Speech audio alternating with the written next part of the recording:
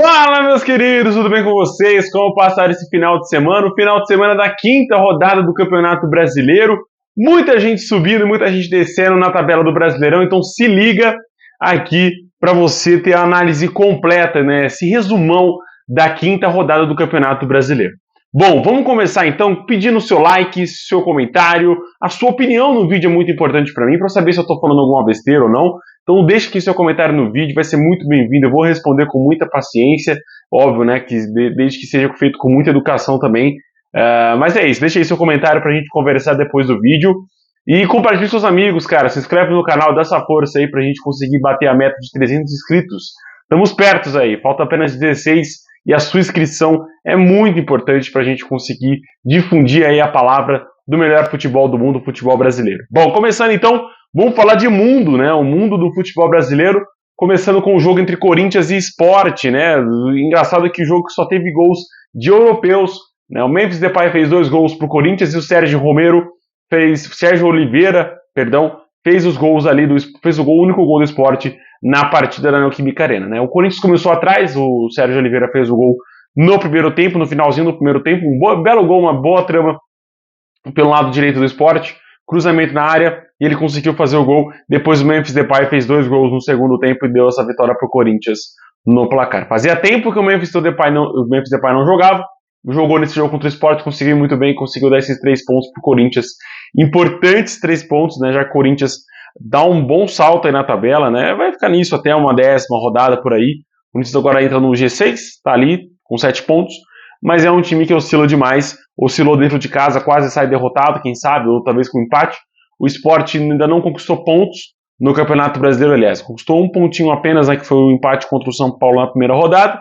Depois, o Sport não conseguiu mais conquistar nenhum pontinho, vai ali se candidatando como um dos times que vai brigar contra a zona de rebaixamento mesmo, e era isso que esperava, um time que acabou de subir, não dá para esperar mais do que isso. A luta é real contra o Z4. Mas sofreu, o Sport jogou um pouquinho melhor nesse jogo contra o Corinthians, merecia pelo menos um pontinho conquistado na Neoquímica Arena. Quem também ficou no empate foi o Vasco contra o Flamengo, né? Aí o restante do sábado foi todo de empates, né? Nos clássicos.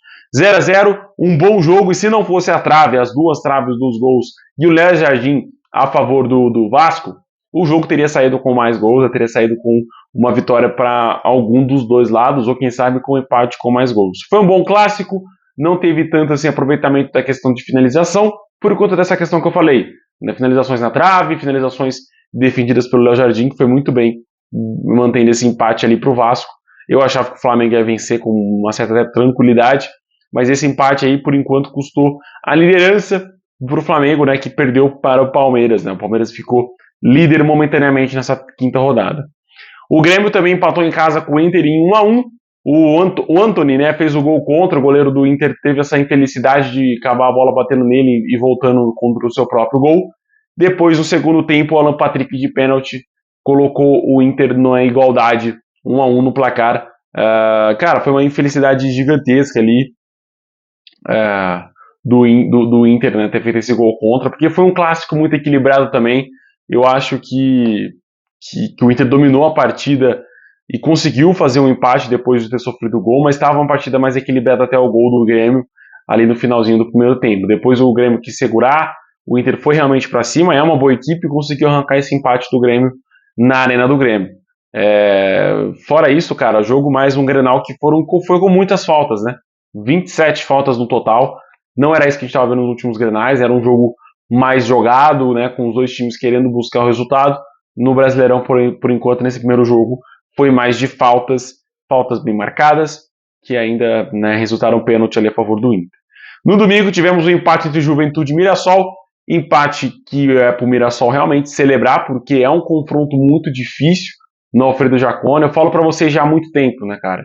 Jogo no Alfredo Jaconi, jogo no Beira-Rio, jogo no Castelão, jogo no Maracanã, são confrontos difíceis e importantes para qualquer briga no Campeonato Brasileiro. Você ganhar no Juventude ou empatar com o Juventude é importante para você somar pontos contra a zona de rebaixamento e é importante também para quem pensa em título ou disputa da Libertadores, porque o Juventude é uma equipe que sabe jogar muito bem dentro de casa e isso foi colocado em prova mais uma vez nesse duelo contra o Mirassol, porque o Juventude foi muito bem no Alfredo Jaconi, fazendo o primeiro gol do jogo com o Enio, sofreu empate, é verdade, com o Yuri Castilho do Mirassol, mas depois o Batalha colocou novamente o Juventude à frente do placar no finalzinho do primeiro tempo, nos acréscimos da primeira etapa, mas no segundo tempo o Reinaldo conseguiu fazer o gol de pênalti e igualar a parada. Bom jogo, foi muito bom jogo no Alfredo Jaconi e merece esse destaque aqui no vídeo de hoje.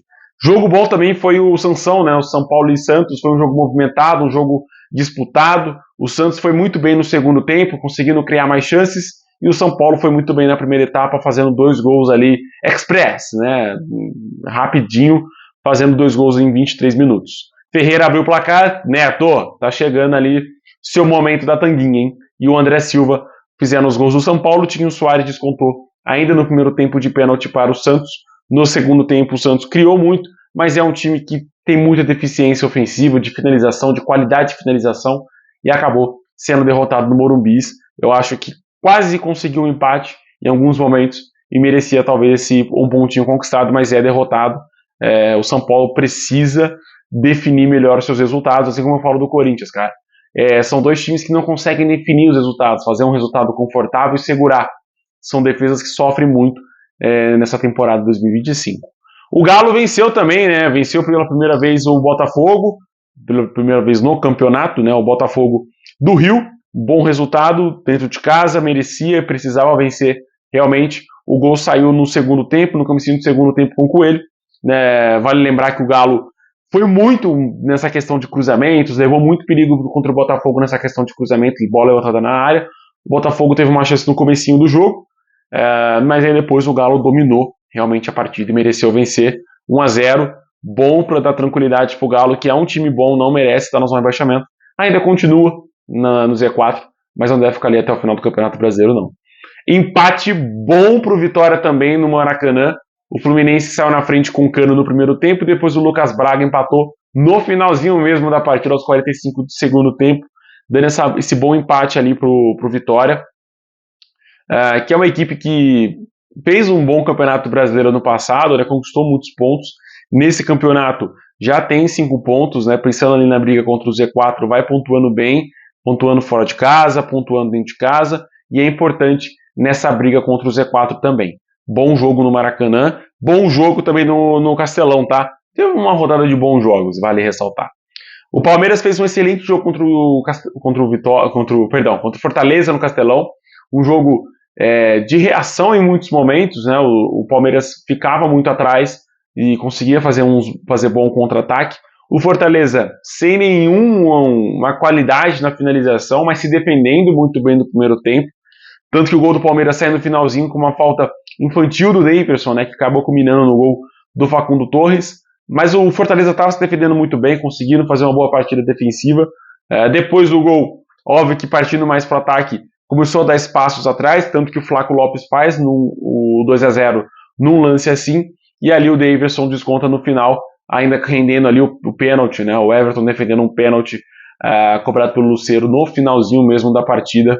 Bom resultado para o Verdão, como eu falei, são jogos assim que você consegue ter uma vantagem na disputa pela liderança, pelo título, pela Libertadores, e é importante vencer fora de casa equipes difíceis, como o Inter, como o Fortaleza. Então é importante isso, o Palmeiras vencer, conquistar esses pontos no Castelão e no Beira-Rio. Bom jogo da tropa do Abel, que, cara, quem criticou o Abel no começo do ano, hein, tá apagando a língua. Para fechar o domingão, o Bragantino venceu o Cruzeiro por 1-0, o gol do John no primeiro tempo, depois conseguiu segurar o Cruzeiro, que fez uma pressão muito atabalhoada, não conseguiu fazer uma pressão coordenada e acabou sendo derrotado no Habib Chedi.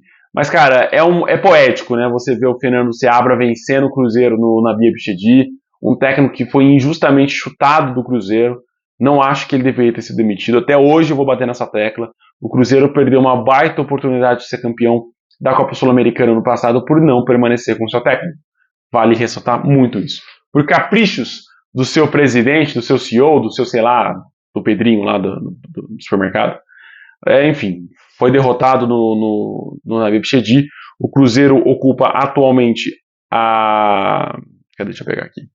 A parte de cima da tabela, mas vai perdendo pontos importantes, está com 7 pontos, uma boa pontuação, mas teve a sua segunda derrota já conquistada no Brasileirão. perdeu 2, empatou 1 e venceu 2 também. Bom, é isso, né, galera? Um campeonato brasileiro que começa com tudo, movimentado, e ainda mais ter com emoção, como foi o jogo também entre Bahia e Ceará, que foi um jogo bem legal de assistir também, com emoção até o final da partida. As duas equipes jogando muito bem, né, conseguindo. As duas equipes criaram bastante, mas eu achei que o Ceará no finalzinho quis segurar um pouco a mais, poderia ter acreditado um pouquinho mais na qualidade dos seus homens da frente, mas aí no final do jogo o Bahia fez o gol de pênalti, que assim, tenho dúvidas sinceras se foi pênalti, mas eu acho que o Bahia conseguiria fazer o gol sim. Né? Acho que a pressão iria dar resultado, mas veio de pênalti no finalzinho mesmo, definiu o placar em 1-0 pro Esquadrão de Aço. Primeiro triunfo da equipe nesse Brasileirão 2025. Também não é uma equipe para ficar na parte de baixo da tabela, eu acho que vai sim conquistar pontos, vai sair dessa parte de baixo. E, cara, dificilmente esse Z4 com o Sport, Grêmio, Santos e Atlético Mineiro vai permanecer assim. Eu acho que Grêmio e Atlético tem tudo para conquistar, fazer uma boa arrancada de pontos aí, sair dessa zona. Já Santos e Sport, eu acho que vai realmente ficar nessa briga pela parte de baixo. Lembrando que do 10º para baixo, cara, a gente tem Inter, tem Fortaleza, tem Botafogo, tem Bahia. Então são equipes que não devem ficar nessa parte de baixo, pelo menos eu imagino, até a 38ª rodada. É isso, meus queridos. Campeonato Brasileiro já passado a limpo. Vamos para Libertadores e Copa Sul-Americana nesse meio de semana, mas esse vídeo só vem na sexta-feira, obviamente, com a cobertura e análise completa dos jogos dos times brasileiros nessa competição coordenada, comandada pela Conmebol na América do Sul. Um abraço, meus queridos. Feliz Páscoa para todo mundo. Só a Páscoa seja regada, né? Tomara que ela tenha sido regada com chocolate, amor, esperança. E, pô, meus sentimentos aí, essa perda do Papa Francisco, muito doída, né, cara? Um cara que lutou muito aí pelos direitos todos e um fanático por futebol também. Um abração, gente. Até o próximo vídeo, sexta-feira, trazendo a análise completa da Libertadores da Copa Sul-Americana. Fui!